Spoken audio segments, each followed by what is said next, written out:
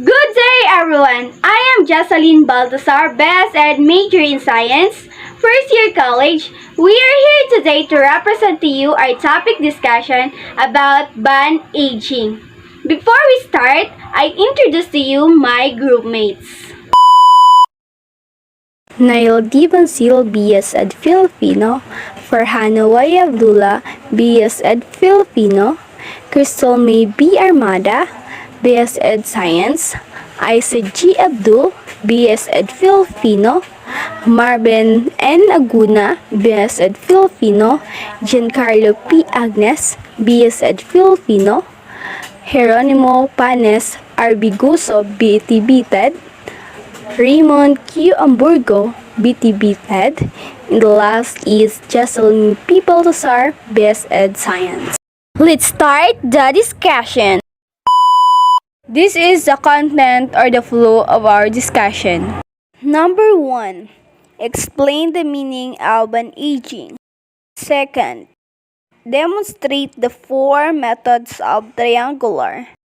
Third, identify the parts of triangular bandage. Fourth is explain the meaning and demonstrate the 2 types of square knots.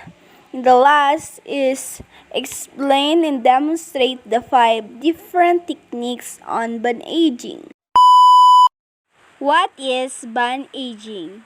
Bandaging, it is used to hold dressing in the place over a wound, to create pressure over a bleeding wound for control of hemorrhage, to secure a splint to an injured part of the body, and to provide support to an injured part.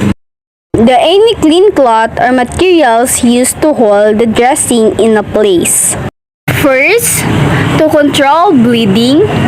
Second, it secures a split. Last is to embolize and support body part. The 4 methods of triangular. First is open pace. Second is broad cravat pace. Third is semi-broad cravat. And the last is narrow cravat pace.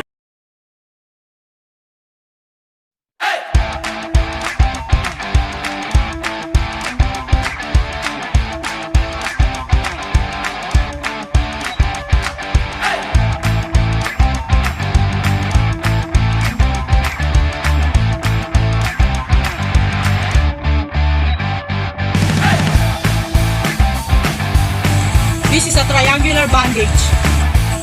4 methods of triangular bandage, which is the open pace, the broad cravat pace,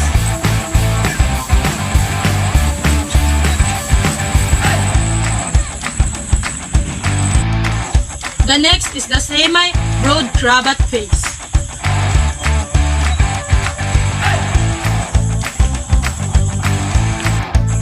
The last is the narrow cravat pace.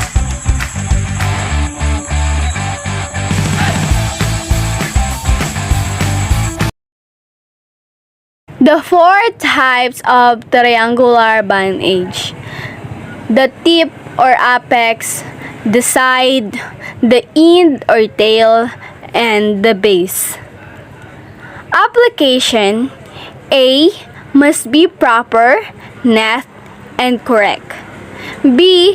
Apply neatly, not too loose, not too tight. C. Always check for tightness may cause later swelling.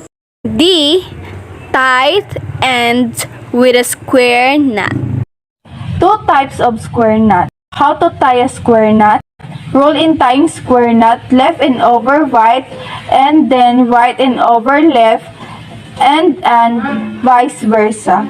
A. Pass the left and dark over and under the right. B. Bring both ends up against. C. Pass the right and dark over and under the left. D. Pull the ends firmly to tighten tuck ends. How to untie a square knot? Pull one end and one piece bandage apart. Hold the knot, pull the end through it and out.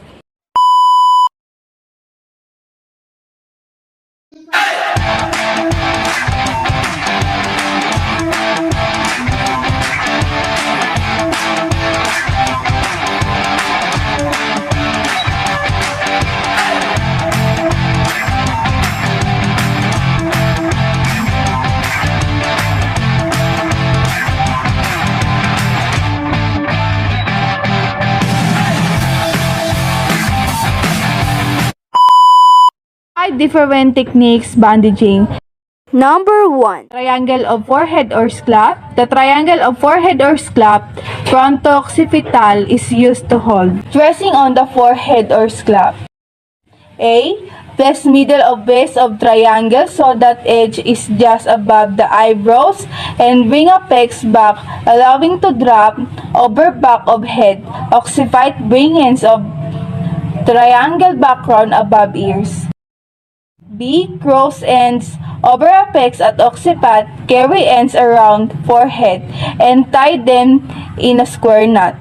C. Turn up apex of bandage toward top of head, pin with safety pin, or tuck in behind cross part of bandage.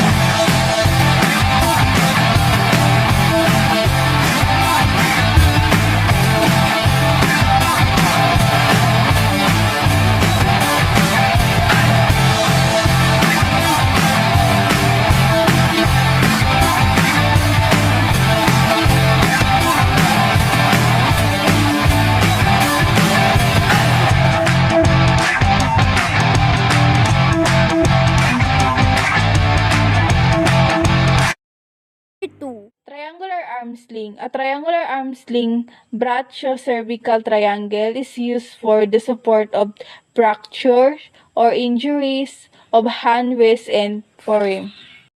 Two versions of this sling are discussed below.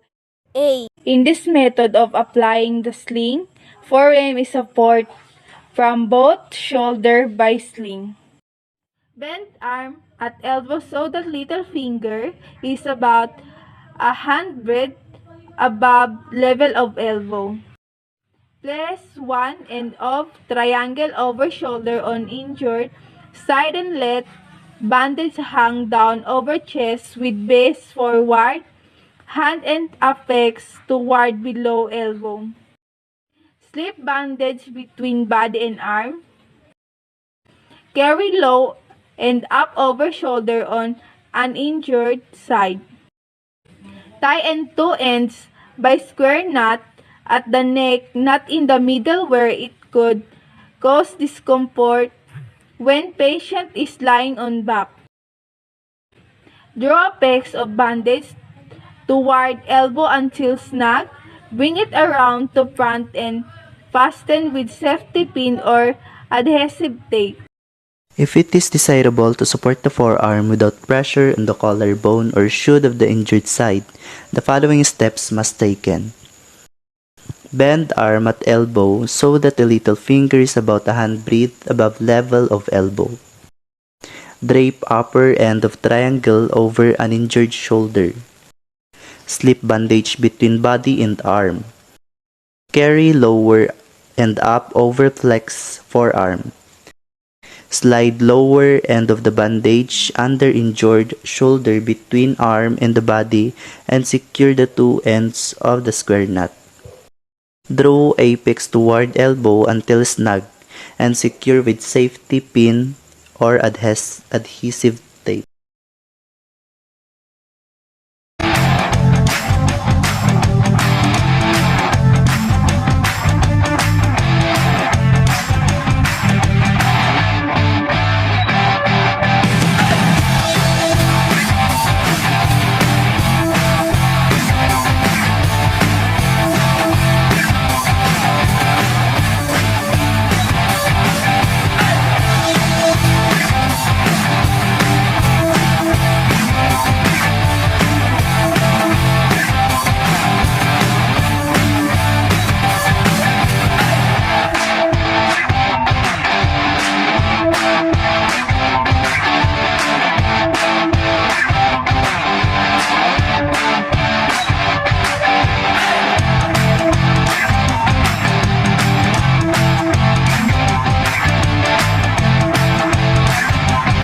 Triangle of chest.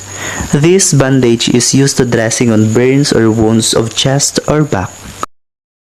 Drop apex of triangle over shoulder on injured side.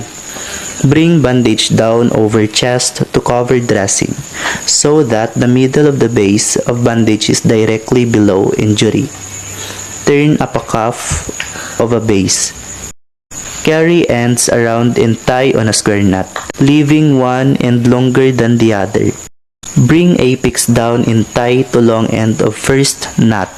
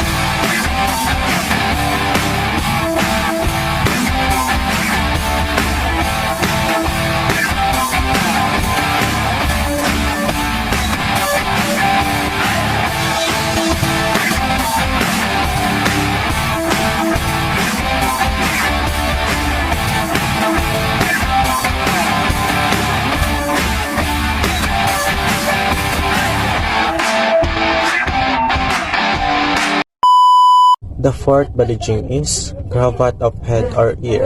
The purpose of this bandage is to apply pressure to control hemorrhage from wounds of scalp, or to hold dressing on wounds of ear or lower scalp. The first method is place middle cravat over dressing, pass each knot completely around head, tie and square knot.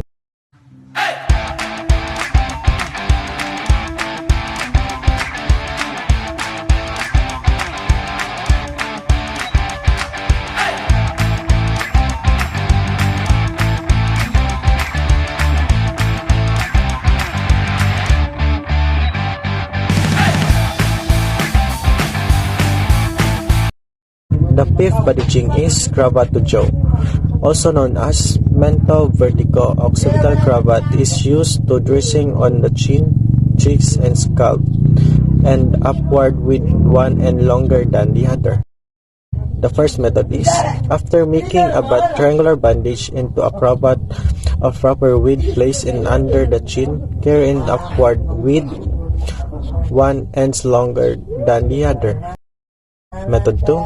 Bring longer the end over top of head, cross both end on side of head. Take note, and should now be an equivalent. Method 3. Pass and around head in opposite direction and tie with square knot on other side of head on primary turn of cravat.